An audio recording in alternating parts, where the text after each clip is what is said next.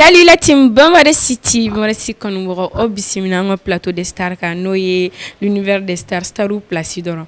Bi, un jeune artiste, comédien, Flare Benyoron Boulou. Bon, tu crois que les mal, un dem sen qui les met, comme ni, ou Fladjarama, fou jeune artiste ou un droit y fait, tu crois pas d'obi, un gauche y fait, dem sen d'obéna. Donc, quand on a kuma Jaya, et ils se remarquent par leur style et leurs particularités. Donc, sans plus tarder, nous allons faire la connaissance de ces artistes ensemble. Le fou, ça va? Ça va, comment je vais, maman? Kassa. Oui. Coquin. Donc, il y a un wele jabi, a jarain beaucoup. Donc, quand on a kuma Jaya, on a kuma me. Donc, comme le fou de l'art est un plateau. Donc, mais au tabali, il s'est présenté un abonné mouti donc nous sommes abonnés 600. Ok, mais il faut là c'est maman mega enflé no watina, nous mega la men watina, malikono ani malikoka. Chale ani gangsa ani oji miseni kafra oji kuma wa kafra endo ka be salam alaikum. Ntoko sebe Fuseni Mamadi Keita. Ni be ko présentation ni. Ay o ka donc parce que oji bansi. Ouais. Oji bansi. OK, Kassa donc FC qui présenté. Bon, dès la présentation, d'abord, il faut fonder pour le faire. Comme nous avons fait au Fnac. Kana se wulu ga ne. Il a fait les galants de la même Qui kana se wulu ga? Bon, ne va pas la fo. Donc quoi faire? Ne trop Serou Bachili. Serou Bachili. OK. Muna nani kasare. Mina nani kasaya. Bon. I kasare be boa. Ane ne wara ne kasaya boa. Akasa bora ke ko bawro ni. Haram. Kite ko ifa mo jugu galo le sa. Kasa te dora o. Kasa justonde. Ye. Era ba boka fa sa yene mi so ko succès da to ani. Ki bi gere. Yi gere. Yi jaje. Mi fa. Donc Kassa wardi. Kassa wardi. Kassa te waye c'est moi Kassa Bulanga, Kassa Mandi. Ne la fo. Et Kassa Mandia. Kassa Mandia. Allah ni mais un plateau qu'on a jeté ni qu'on parle non naï. Ouais, il parfait. A parler de Dieu. Mam ni ne ma fi la ko ko ngam na jumelaj. Ni versile ne wabi saba. Eh, wabi saba ko do kana sigi mo. Wabi saba ni wasaba. Kata 3% do sa kusala kan isini mo wala. Kati abonné yugo tiki flani ngaro la kina na la fana. OK, on no ta damne ano. OK, donc comme il de la katama plateau ga. Ah ouais, ere be ko fo. Antna ne nyini nga kuma chamana. Donc ambe Kassa nyini nga. Est-ce que muso bibula? Ah, est-ce que muso bibula dembi bula? Musa. Mais ali ne wara muso tene bulu dentene bulu. Mais sunguru kon bibulu. Fo tene bulu ba flane. Fo ta bulu ali ne fa wa fro ga bana. Fo tene bulu. Febe ba. Ti bulu denti bulu ti bani. O mais mune ma muso furu ga dama. E denta. E bara de ke de chama ni ne bara ga muso furu ayere. Ka fo nan fo ni. Fa ga be so gi se ndo asena. OK. Donc comme ambora ki nyini nga sango Kassa nana chugudi. Donc Kassa re dona donc di da kono chugudi. Donc le da. Comédie kon. Mami a fo le do. Ngolo mai. Mais mami, ça va ça. Andi ne da yesi ne sa donc da. Bon comédie kon. Bon non ne de ba fa jale bele. Ay ndale donc dale ta danna la wala kana danna. A to te sikelenga. Ko jani ba jama kana jani ko sate jombe jani ba dana jarabi de karaba fanye ama jani do da si mami ko jani ba mais ni je amen e mo e ba mami basafara kana jani dumba woro jani jani ba voilà woro lu wenye fanye sale fun ha woro koro ka woro li ay bi trop mai ni wala ko woro li kro eche woro anyefo mo ko woro na plateau ga mo ko be wora mo ko ti woro mais e mana bonbon sore bo woro ouais awo si ça e mana de souffle o ko la ba ni oui ne den na de ah bon ne makmade mais est-ce que be woro li do nia ah que ça non allez détail et dem seni woro li made John babe ko wele non fouille mais babe ko wele pse aga so ko ko wele so 23 ans sera tuguni kɔ ni tuguni kɔ i bɛ kɛ su ye fɛn fɛn yɛrɛ da ka dɔrɔn n'a ye ɲɛtigiya kɛ o kɔfɛ. a ye aw tɛna o ta in daminɛ sa. Ok. donc ko a bɛ comédie min kɔnɔ a bɛ se ka gɛlɛya a méfait a enjeu. enjeu de soleil yan. mais a fɔ bamanankan na koyi. méfait. méfait ka k'a fɛ yan. a inconvénient i t'o fɛnɛ dɔn. inconvénient. ni di inconvénient. inconvénient ye fɛn de sa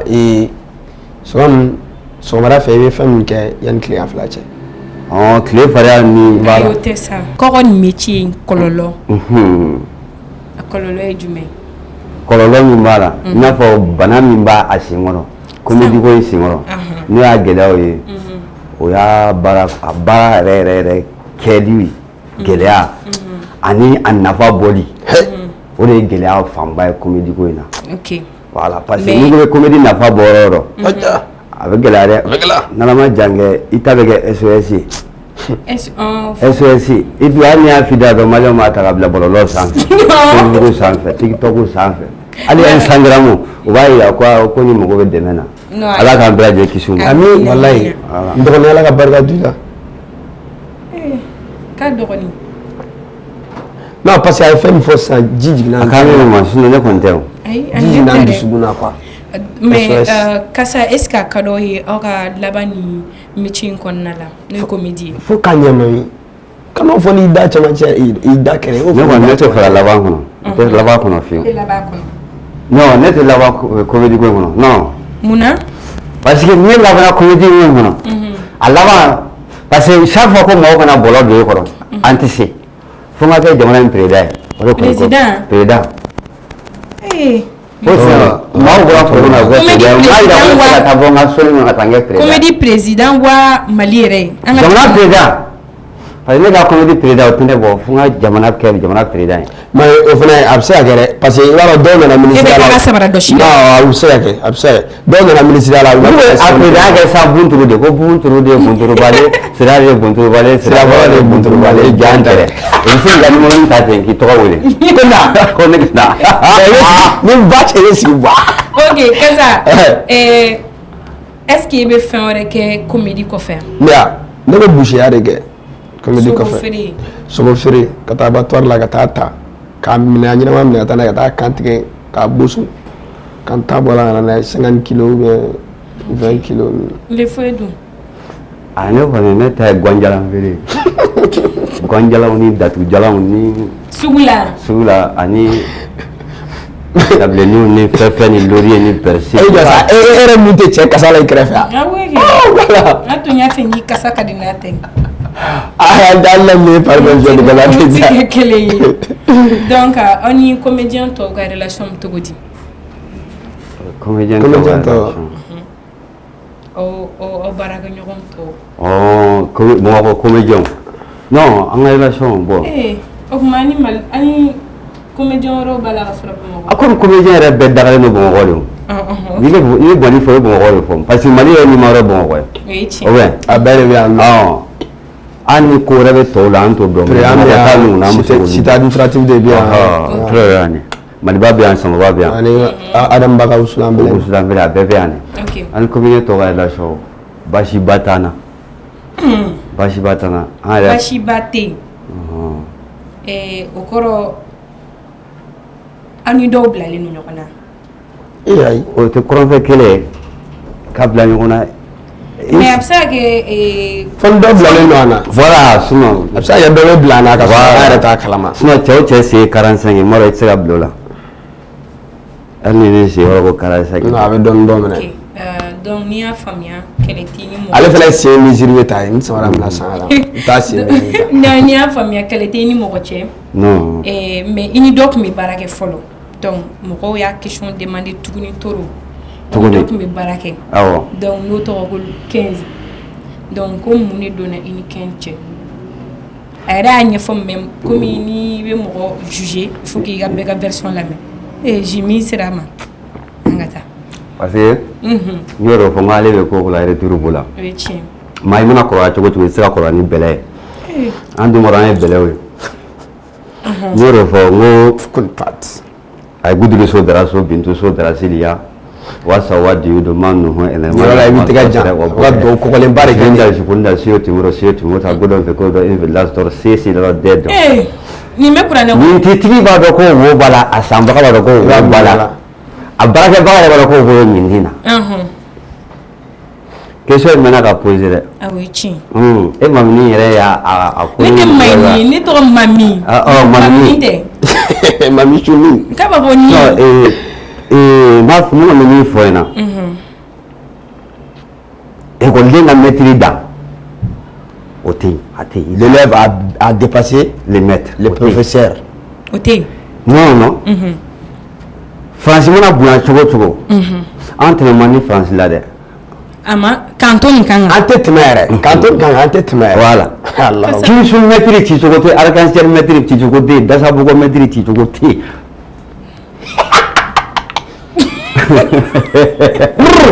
parce que maître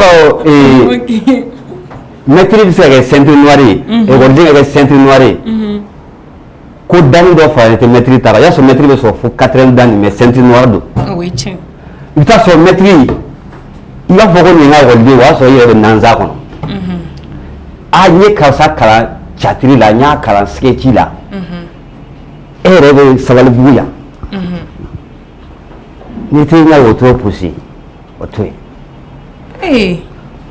o tsi ka ke amano ne go sa mo gima national de ne ga maîtrise abib damele ne biga fu ka nyoro la ma fu respect à lui abib damele ni go munabi OK jamana ni sketch ko la yora ne te niveau kelna kon ala tida yoro ala te arranger kele die jamana badu dinte amatarom na oui tiens balamsa keita ala ka inala amina personne elen dum ala ka ino fina ala ka ino la sidano ala ka ino la fala bon mo go so wonde ke kadru yi ko lu ke metru yi ali shini ibu ga nyolon ta ibe family so ga bi lamele ko la mais e ga metri ga nyolon na je non il faut chaque fois il va go Scooby-Doo des animés Scooby-Doo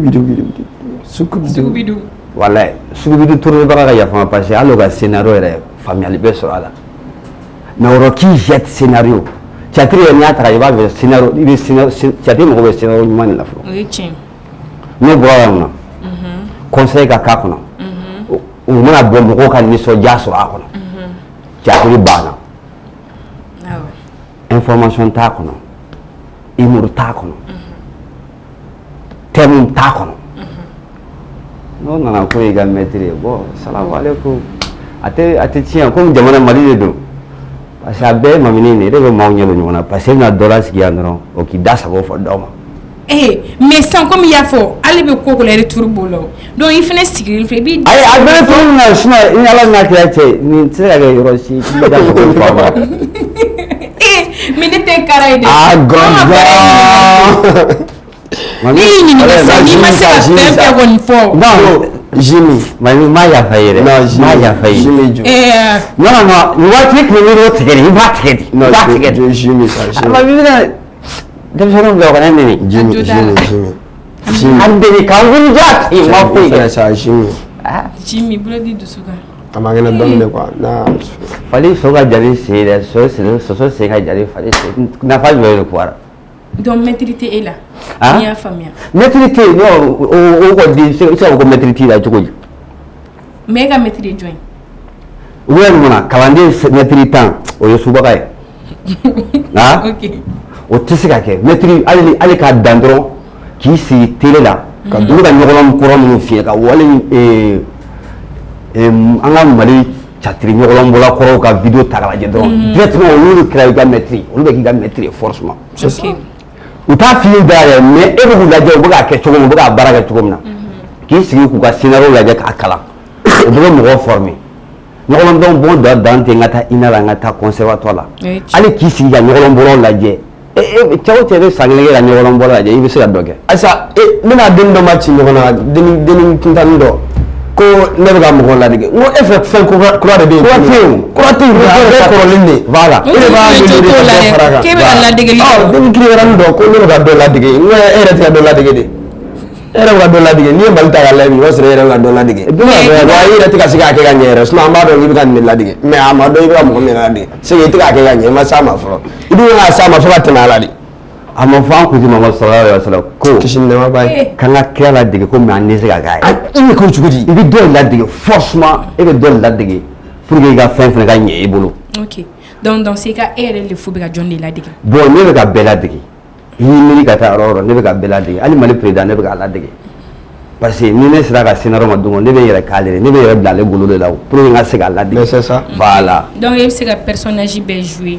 personnage bɛɛ ne tɛ se ka bɛɛ jouer parce que ne tɛ se ka muso personnage jouer ou bien k'i yɛrɛ kɛ gɔrɔjigɛni k'i yɛrɛ kɛ PD ne tɛ se ka n yɛrɛ kɛ muso ye cɛ ye PD lama ne tɛ se voilà ne tɛ se ka muso ne yɛrɛ kɛ muso ne tɛ se a man ɲi ne la yɛrɛ ne yɛrɛ t'a fɛ ok Kasa i ka min na fo i b'a fɔ ko ba ko n'i ye aw ka chauffeur paranti na n'i dɔnna ni bɛɛ y'i dɔn o fana o de sababu fɛ mɔgɔw y'a fɔ k'i ye ATT junior de ladege donc e ka hakilinata ye jumɛn bon ça c'est très simple ni min ko ne ye ATT junior ladege c'est o tɛ art kɔnɔna na o tɛ foyi dɔn art la o dasabo fɔla de i m'a faamuya soit ne ye ATT junior ladege ATT junior fana ye dɔ de ladege o ok bon ne bɛ ka taa cogo min yɛrɛ la ani ATT junior tun bɛ ka taa fɛn na cogo min na kelen tɛ n y'a ta kɔni ta mais n m'a ladege parce que ne bɛ ka girin cogo min na ATT junior tɛ se ka girin ten a kɔrɔ la fasa ninnu sɛgɛnna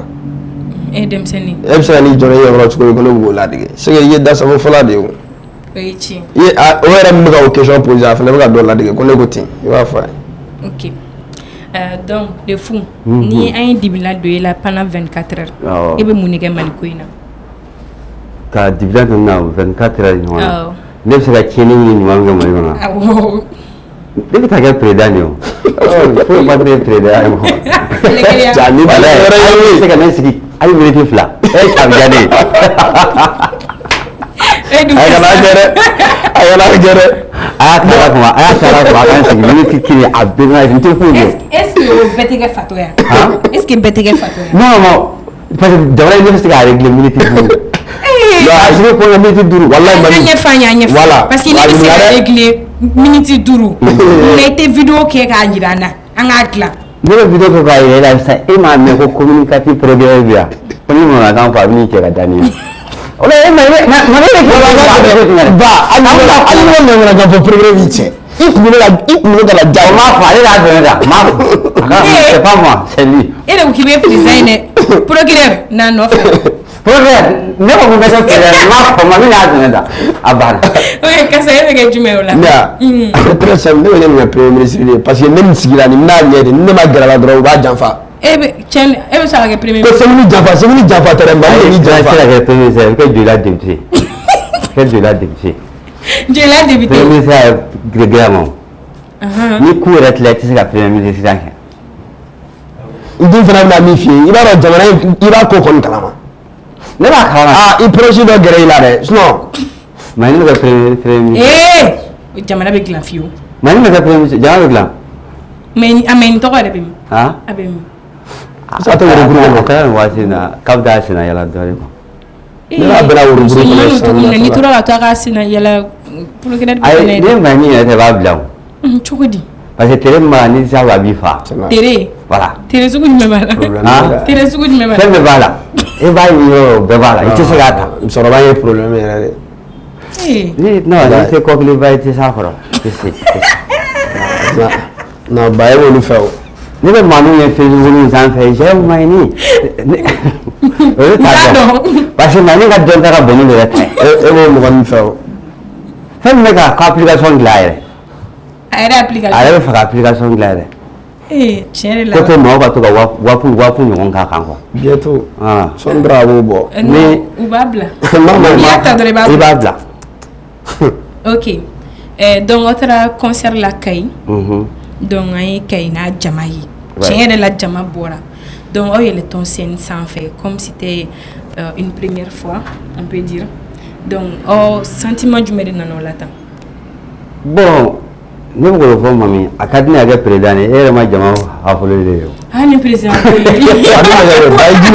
jija parce que yɔrɔ mɔgɔ da bɛ nɔrɔ ko la k'a tɛ kɛ quoi o y'o de fɔ non parce que an ka tiɲɛ de fɔ n'i ye mɔgɔw wele ni mɔgɔw bɔra i kungo la normalement i tɔ kan ka nisɔndiya de a kɛ n'a fɔ voilà a kɛ n'a fɔ ni supporter taara dugantila lajɛ a ka terrain kɔnɔ ani supporter tɛ yen u tɛ kelen ni supporter bɔra i yɛrɛ nisɔndiya président ni jama y'i kunbɛn i bɛ nisɔndiya hali min t'i kunbɛn i bɛ jigin kɔnɔ favori quoi a b'i favori a bɛ fɛn dɔ dilan dommage intérêt quoi voilà dommage intérêt fɛnɛ voilà hali ni ala y'a kɛ sisan ne sigi don Mali kunna fila de l'indépendance la cɛ kasa bɛ fajugu dɔ bɔ ye ne bɛ ka pan bɔ min le fo e bɛ ka pan bɔ min olu tɛ sisan bɛɛ mille bɛ 88 la cɛ 88 kan ko do mais aw inspiration bɛ bon parce que n'an y'aw comédie jateminɛ nin t'a la yɛlɛko b'a la conseil b'a la amusement dan quoi donc aw b'a non mami yɔrɔ rectifier ni b'a la dɛ ay nin sugu jumɛn nin sugu jumɛn fa nin b'a la dɔw b'a fɔ ko n taara an jugu de don vous n'êtes pas respecté aw bɛ nin de kɛ ne ko n ko bon an bɛ nin sugu jumɛn kɛ parce que olu bɛ mikili ci n bɛ e ye mun ye e ye mun den sugu ye dangaden u b'o fɔ ko ne nin bon ne yɛrɛ kɔni b'a ɲini kɛ bon i n'a fɔ u bɛ ɲɔgɔn ba masa neni ni dɔgɔya ninnu ni mun y'a kɔnɔ mais u ko ko nin b'a la ko nin b'a la ko et puis ko ka denmisɛnninw bila sira jugu la sira tɔgɔ di maliyɛn ko tɛ parce que ne b'a Mali la denmisɛnnin si tɛ yan bi a bɛ don min na ko bi k'i b'a fɔ ko tasuma fɛ i tɛgɛ don a la papu k'a b'i tɛgɛ a t'a don kɛ a t'a don a la a b'a don ni ɲamɔgɔ kasa filɛ k'i fili kɔlɔn kɔnɔ k'i fili kɔlɔn kɔnɔ a tɛ sɔn ayi n'o tɛ sɔn ma dɛ parce que sisan denmisɛnninw bɛɛ kɛra ko kadiji connaissance min a tɛ cɛkɔrɔbaw la dɛ mais mɔgɔw tɛ k'a fɔ mais ko si de man jan a bɛɛ Android de awɔ denw hakili de bɛ ala ye hakili ɲuman min an bɛ génération na bi ala ye hakili ɲuman yɛrɛ de d'an ma a hakili ka teli mais a taatɔ kuma bɛ tiɲɛni kɛ ka taa parce que o ye teliya de kadiji don quoi o la mari yɛrɛ faamuya ala tilala ka an jɛ si la pour que an k'a bɛɛ tiɲɛ parce que an ka teri cogo an bɛ se ka baara kɛ cogo an hakili ka ɲi n'an faw da ye non ne bɛ se k'o seereya dɛ sinon yen yɔrɔ la ne i ka kuma latigɛ tɛ yen yɔrɔ la n bɛ fanu fo kosɛbɛ parce que fanu dɔw y'a jira k'a fɔ ko nin kuma ninnu ye manamanakanw de quoi et puis minnu bɛ k'olu fɔ olu m'a faamuya de sinon an bɛ ka taa ni système min ye fanu kelen don k'a faamuya donc n bɛ big up k'u fana o yɔrɔ la fanu yɛrɛ u kelen don k'a faamuya yen yɔrɔ la big up d'u ma yan fanu yɔrɔ la. ok donc an y'a jateminɛ 2021 kɔnɔ mɔgɔbasaya bɛ ka caya trop artistes b'o la mɔgɔba quoi n'i kɛra mɔgɔba ye dɔrɔn donc sisan komi aw bɛ ka kɛ mɔgɔba ye hali ni m'o fɔ ne tɛ siran san ɲɛ ne kɔni tɛ mɔgɔba ye parce que n'i y'a ye ne siran san ye ko dɔ kɛ ne ma foyi yala la n'a ye ko ten e ma foyi yala la n muso man ca kelen den kelen an bɛ seli n bɛ sun n bɛ jaga bɔ n ma fɛn min sɔrɔ o ye yiri sinon foyi ne bɛ sa bi sisan sa ka di ne ye. mais adamaden jurumu dɔ bɛ se ka fɔ. adamaden jurumu o ye nkalon de ye sinon si tɛ ne la fo ne ka aw ka si di kelen. a bɔ o yɛrɛ kɔni fara o. o ne ka jurumu kelen min na sinon o yɛrɛ fɛnɛ maa da b'a kuma. dɔ e dun. ne i bɛ ka kɛ maaba ye dɛ. ne et puis bawo ko tɛ sanni ma fɛn dɔ kɛ bon kabi ala ye n da n ma deli ka jurumu sɛbɛntɔ in tɔgɔ la fɔlɔ o bɛ min na. ma fɛn min ye kasa jurumu ka ca dɛ o fɛnɛ ni t'a dɔn b'a f'i ye dɛ. ɲɛfɔ dɛ. non ni saya t'an kɔni. i tɛ repanti. non i ni Abuja yiri bɛ da ɲɔgɔn ye fura t'a la aw ɲɔgɔn ye. ok donc kasa. a tɛ hɛrɛ nɔfɛ o i y'i ta fɛ yan sisan n ye n da don a la. ne ta ka ɲɛ bɛ ka da mun kelen kan i b'i da don ne ka kuma la sa ka da mun kelen kan tu vas essayer de créer la mort. scandale. a ju t'a la il est fou a dabila. ni mɔgɔw y'i devenir sa n fana civil ou bien. avant n ye civil. ok donc n'an y'a ka scénario jateminɛ i bɛ taa sɔrɔ dɔw ka scénario la idée kelenw de don créativité zéro quoi mais aw ka scénario ninnu n'an y'a jateminɛ créativité b'a la yɛrɛ donc aw ni jɔn de bɛ aw ka scénario ninnu sɛbɛn ou bien ni i tora k'i da dɔrɔn ni wulila ni min ye. dɛ k'a ci a ma i n'a fɔ ani dɔ bɛ kuma i n'a fɔ mɛlɛkɛ dɔ bɛna kuma a fɛ e ye bato ye dɛ o mɔgɔw kɔni bɛ yen mais bato ye fɔlɔ Maïta n'a pas eu sur le fond. Continuez de le voir. Communiquer n'ingé k'a bɛ kɛ. Non o tɛ se ka kɛ cogo di. A bɛ kɛ dɛ. Mais o kɔni ye fɛ k'i yɛrɛ kɛ kira de ye o. Sallallahu alaihi wa sallam. Wari tun bɛ jigin ale de kan. I bɛ Madi kɛ. Parce que kira tɛ na bilen o Madi. Ɔhɔ. Ne fɛ yɛrɛ Madi de. O tɛ se ka kɛ. Mami nin bɛɛ tɛ dɔwɛrɛ nin ye baara de ye. Et puis que mɔgɔ min b'an dɛmɛ texte ko la scénario ko la hakilina ɲuman o ye Tutu Jabate de. Kasonge. Vraiment a b'an aider kosɛbɛ ni hakilina ɲuman min na kosɛbɛ. Manager de wa ou bien. Non manager tɛ acteur de fana don Kasonge mɔgɔ Tutu.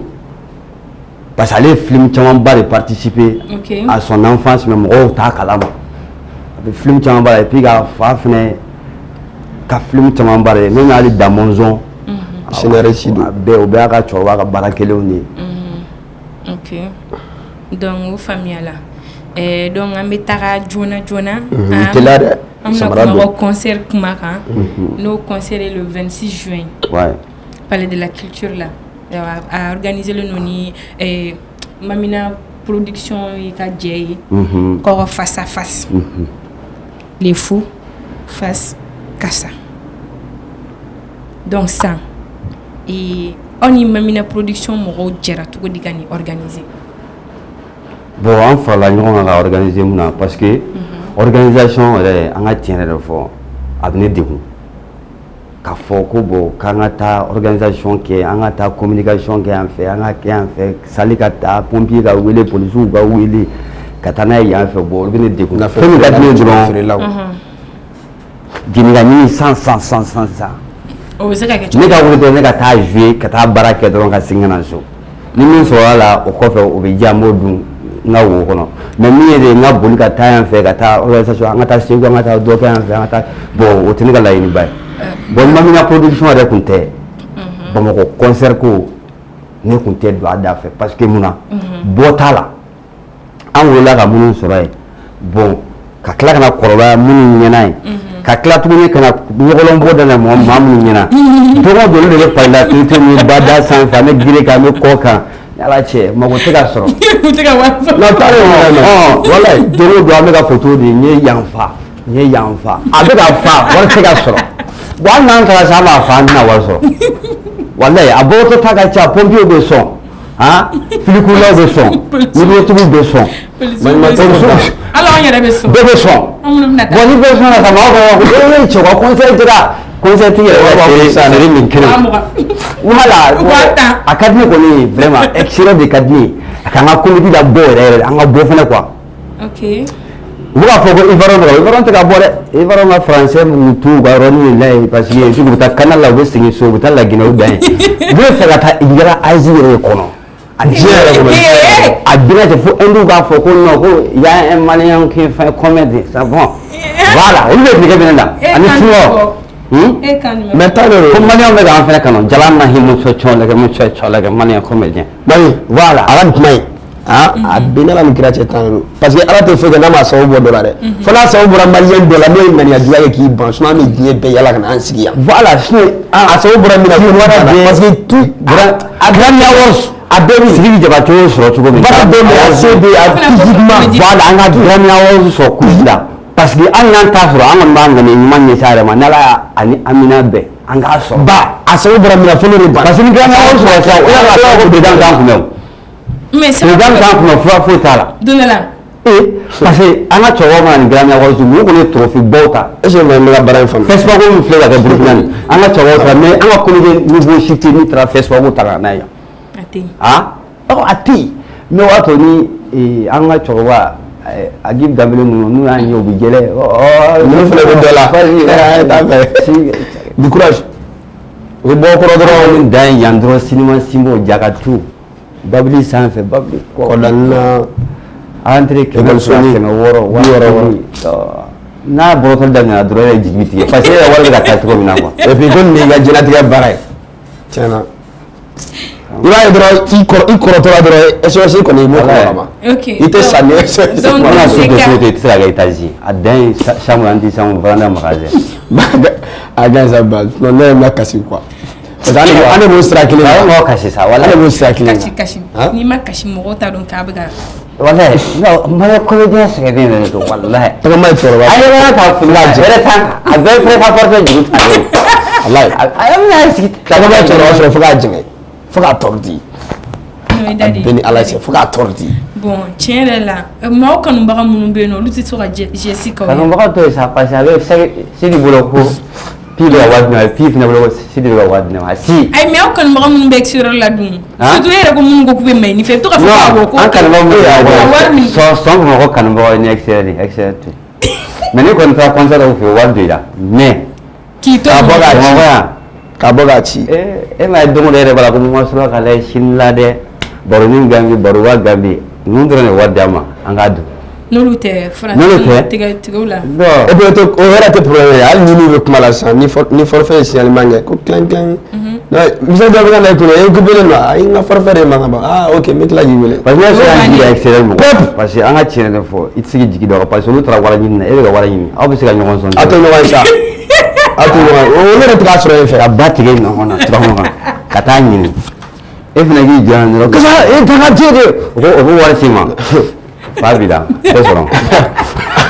Ah, on va checker. Attends, barage. Ok.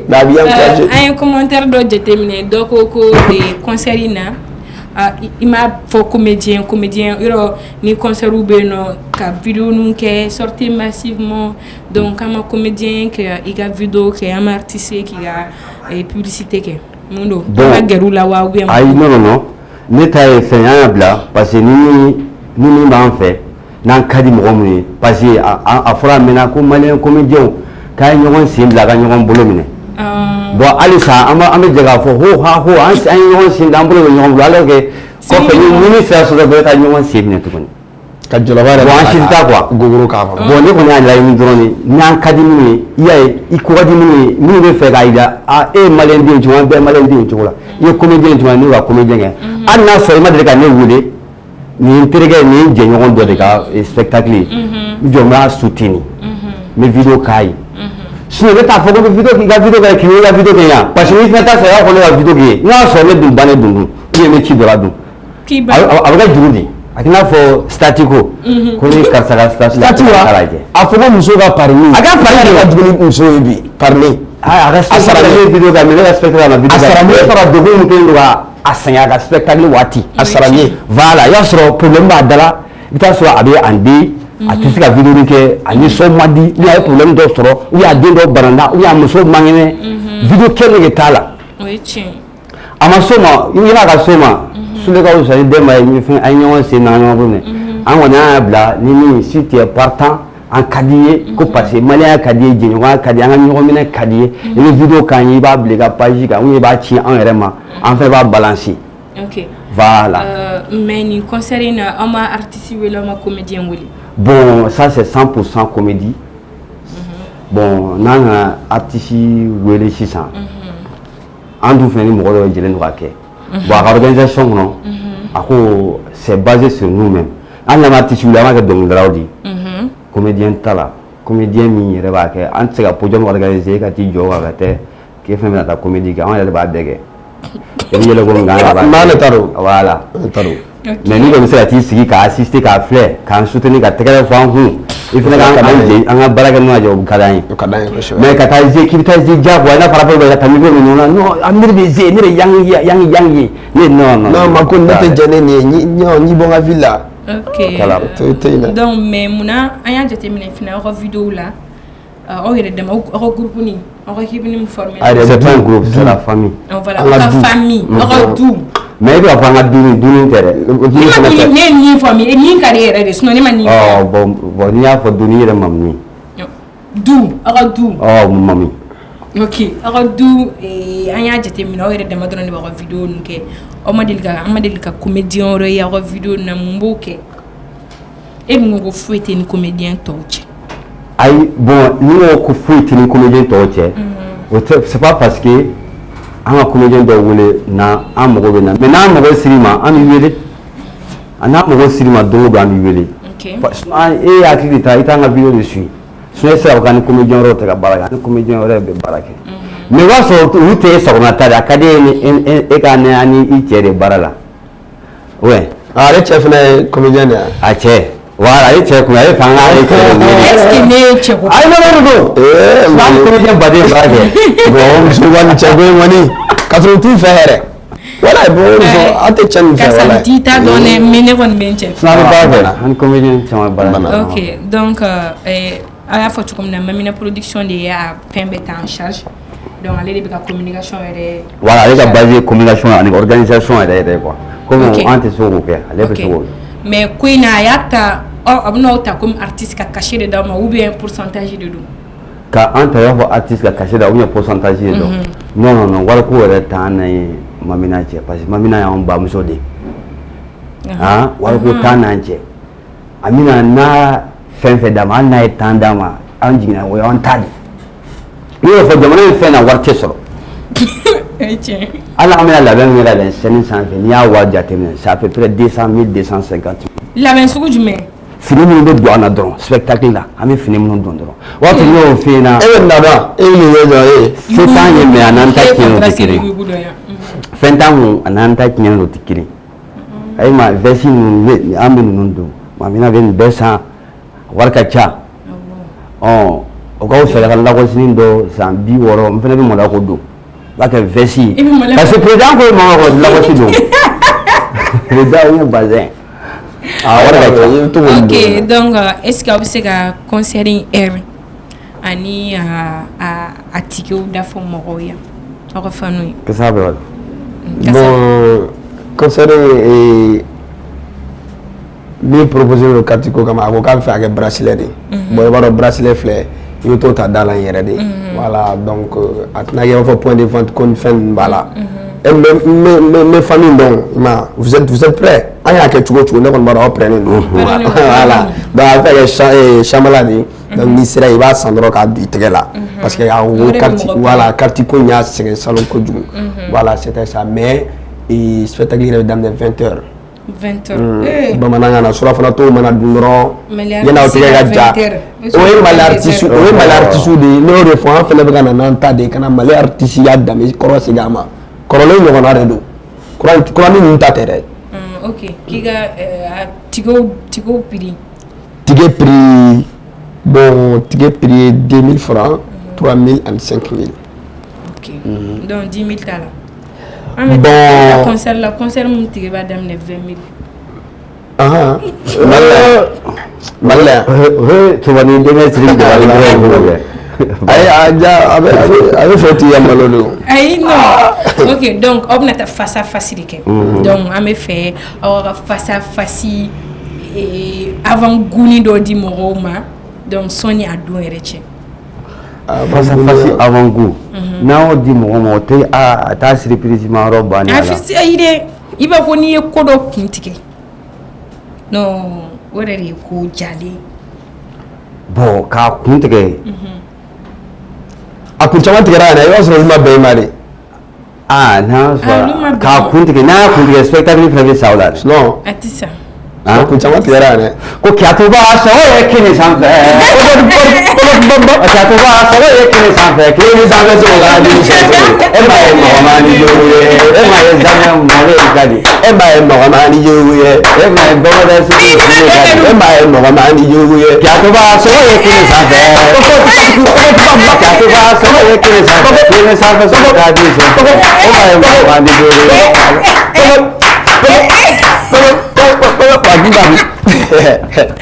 ok donc nin tɛ avant goût ye sɔnni a don yɛrɛ cɛ n'a kuma tigɛ dɛ a y'a tigɛ siɲɛ fan fɛ de ou bien a ka taa kunkolo la an ka taa kunkolo la ok e ka daminɛ ba an ta kɛ ça ta kɛ Daniel Bajama, Daniel Bajama, Daniel Bajama, Daniel Bajama, Daniel Rosade, Daniel Daniel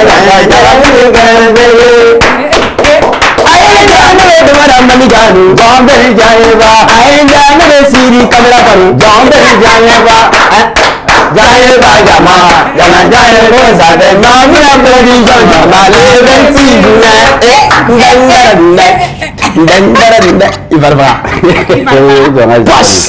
Bajama, Jimmy. Ok, donc voilà, c'est quand nous avons avant goût avant-goût. Donc on a le camp à flabe. Ah, tu sans faire qu'à douma. À flabe. Dans tout le milieu moi on réfléchir. Voilà. OK, donc ni le camp là les le funara kassa. Parce que moi je fais toi là le kassa. Kasha. On va foutre kassa. C'est pas voilà, c'est kassa. Kassa. Kassa ma choku. Mon choku est du mais allez dame allez au sofu. Chopu de tout. Choku de dos. Chopu. Ani nous carré le fier bon. Le vent souffle, l'arbre attend. OK, donc le camp là le 26 juin. Donc parler de la culture qu'on a et Badalabougou. Donc entre 2000, 3000, 5000. Alors qu'on a des solaires.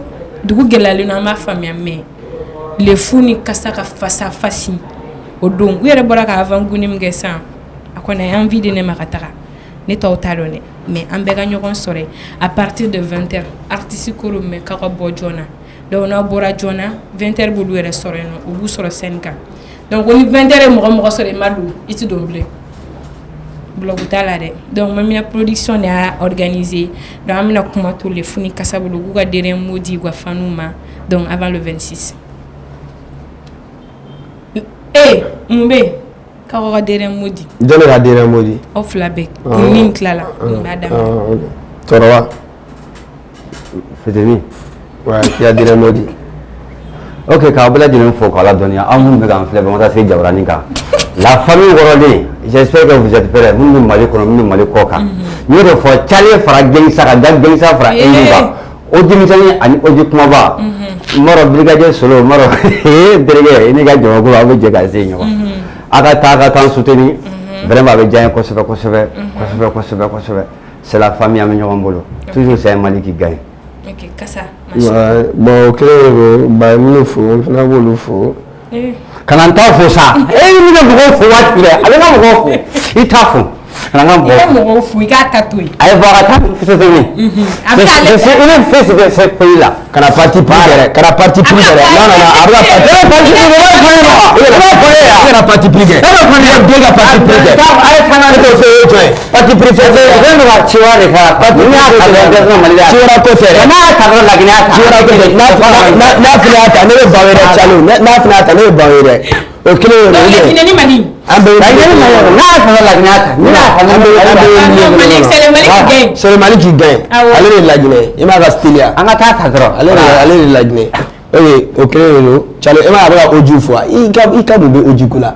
E bɛ oji dɔn ka tɛmɛ. I wolola depuis sisan. E bɛ oji dɔn ni. E bɛ oji dɔn. E bɛ ka oji ko kuma fɔ. Han? E bɛ ka oji ko kuma fɔ. I tɛ coucher min na ye. I tɛ cɛkolo min na ye. I tɛ wasolo. Siramu. Ne tɛ Siramu. Ne tɛ oji ye wa ne tɛ. Oji cogo la. Sa me oji dɛrɛsa. OK. Yalima na tubabu na jara jɛ. Sɛnjɛ. Wana mini sɛni koloni ni kɔna ma sɛnjɛ. Pata puta pu wachi gana bime. OK. Oji misɛnu ani oji kumabaw les Gengisa tap chata brun o kelen do. Ay samara don. Ava telia. Le 26 juin, palais de la culture là. Agara ke 20h de. Magana. Non. A ke 18h. Aga ira gawala ko sumala bayendere. Ni jamana dɔrɔn ni bace ni kɛ kole do kida. OK, oji kuma tout vraiment donc c'est donc à dire sur de la so bindu so de la siria wasa wadi de man no hana man na kuma. Pura ta tai. Mba gredonda. Mba wala kizet. OK, donc ayo tafo. Boy kare bobade kare. Alo to mo ka ma na kai abana. Voilà. Imra ko to te bele. Abana. Voilà, ayo bele. OK, problème ta. Donc ni mu face à face yɛrɛ fɔlɔ. Ne yɛrɛ siranna aw kana taa ɲɔgɔn bugɔ sɛni na dɛ. Ne kɔni tilara o. Donc bɛɛ y'a ka jama wele. Donc an bɛna se jɛkulu in émission in cɛ. E ka émission ni ma ne a kun bɛ cɛ o. E bɛ k'a kun cɛ o. An k'a kun to yan. A kun to yen. Sinon n'i y'a cɛ o ma ɲinɛ. E yɛrɛ ɲuman ko mɔgɔw bɛ ka cɛ sisan. An k'a kun cɛ dɛ. A b'a cɛ a sen yan fan fɛ. Voilà an k'a cɛ a sen yan fan fɛ. OK donc. Ni émission in seliya bayɔrɔ ma ni mun ye le fou ani kasa donc malien comédien do sisan u bɛ ka mɔgɔw layɛlɛ u b'u ka waati la donc an b'u dɛmɛ ni courage ye halisa a ka to k'u suivre u ka page kan Donc, nous rester plateau des stars. Donc, si vous avez aimé, n'oubliez surtout pas de vous abonner, de liker et de partager. Bisous, à plus. Donc, en bas là-bas, il y a facile de en bas, vous regardez donc. Ou bien musique d'accord. Musique da. Sama bukan lo kabera au ka. Ko shamu ko ne ya pesa moko. Shamu ko ne ya pesa moko. Bela wule ke mama besa moko bomi jai. Abeta kana yo bomi jai. Abeta kana yo tinti. Atitikete de bisa de se la mota.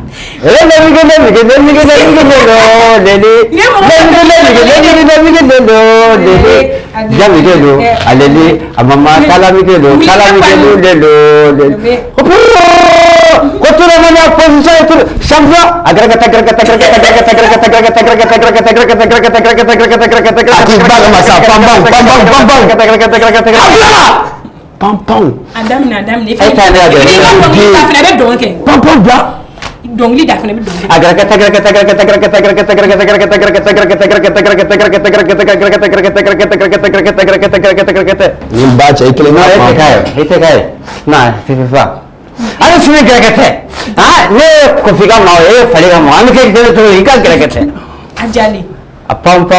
Asal mama,